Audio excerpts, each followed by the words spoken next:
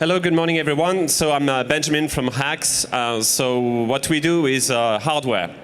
So if generally when you work with software, things are fine. You can basically code wherever you are. But with hardware, when you have to connect the atoms, it gets more difficult. And we found that the best place to do that was actually in Shenzhen, China, the world capital of electronics. So that's where we are based. Our program, like many accelerators, lasts for 3.5 months. We take startups from around the world to come to China to basically iterate really fast on their prototypes, get ready for manufacturing. For many of maybe some of you are backers on Kickstarter projects, for instance, where many of those projects fail is when they try to go into manufacturing. So this is something we don't want any of our startups to fail at, which is why we bring them there. They get to build their own supply chain and launch companies, basically, on products. For many of them, we like to take them to crowdfunding if they do B2C projects. So far, we've done over 20 successful crowdfunding projects out of the 50 startups, because there's a number also in the B2B space. I think we raised like several $1 million across all the projects. We cover projects from robotics, to IoT, to wearables, drones, 3D printing, basically anything that we think has a strong market potential and is also very differentiated. So the problem today is that if you try to do yet another activity tracker, yet another smartwatch, yet another drone, how are you going to be 10 times better than what's already out there? So we're looking for projects that have something to really differentiate from what's already there.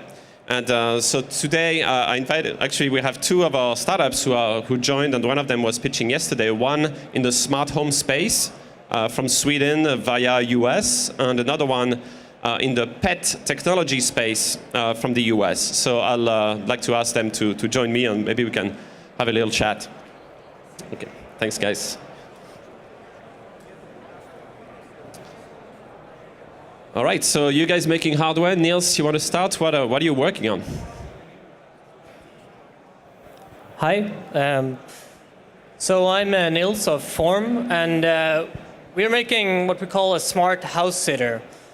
It's a device that listens to the sounds of your home, and then it recognizes when things go wrong, like events like breaking glass, and connects to Wi-Fi, and then sends events to your smartphone. So it's kind of a new way to approach home security, a much less invasive and non-invasive approach than cameras that we've developed over the course of the Accelerator program and released on Kickstarter just last week.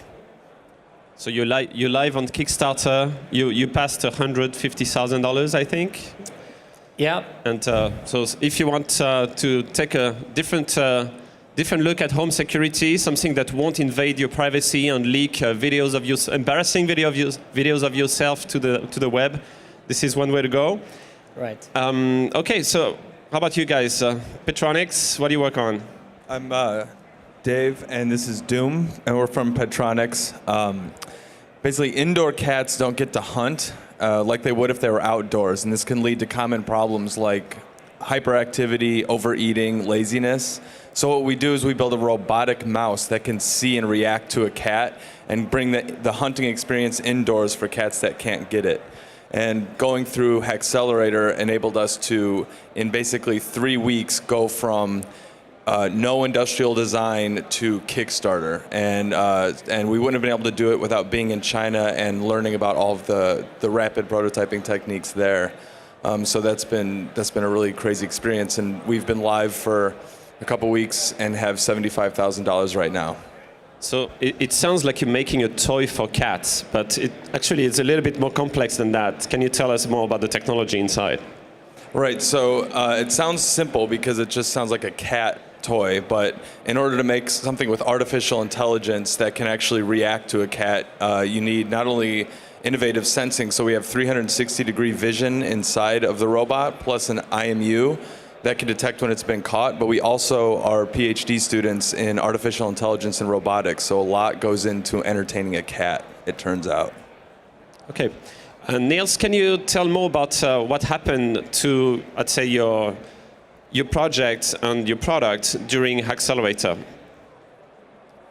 For Niels, yeah. So what you came in with and what happened at the end? Right. So I would say that the key to like innovation and creativity is really fast iteration.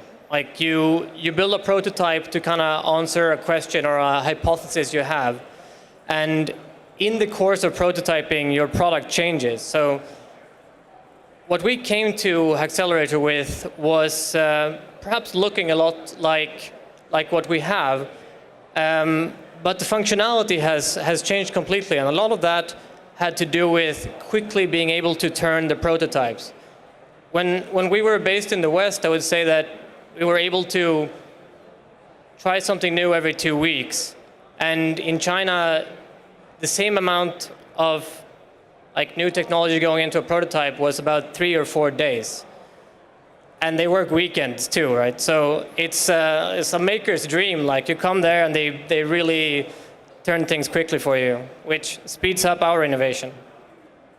So how about you guys? Like what happened to your technology plan and the changes? So a big example for us is when we showed up, we had a couple of PCBs with some motors on them and some IR sensors.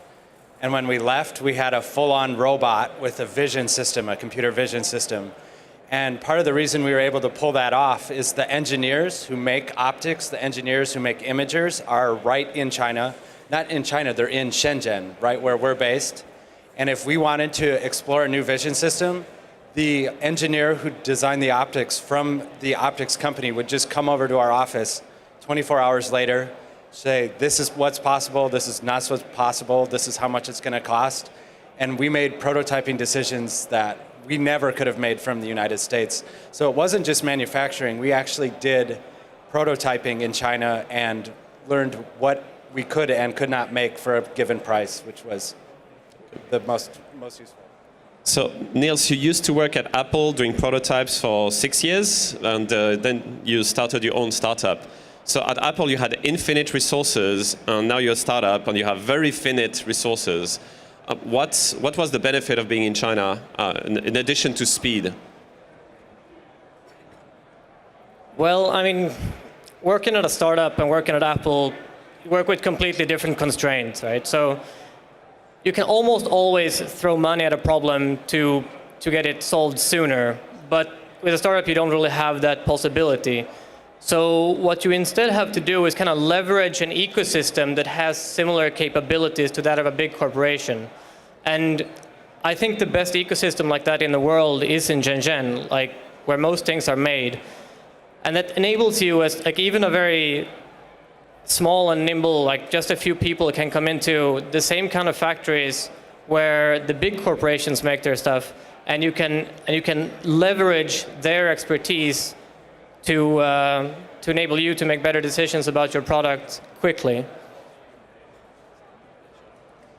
Okay, so just maybe to clarify, like a lot of people have misconceptions about China, and they think that China only makes things cheap, at scale, and only copying things. But the fact that there's actually kind of two Chinas. There's the China like that, and there's also the China that makes your iPad, that makes really high quality products. And there's also a number of factories that today are very eager to actually work with startups.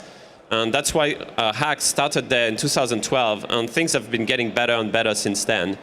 So that's, and for the IP side, I'd say that concerns products that don't have that are basically purely hardware, something you can take apart and copy. But for many of the startups you have here, I mean, here you basically have artificial intelligence and robotics. You have also like sensor technology and a lot of processing on the backside, on the back end.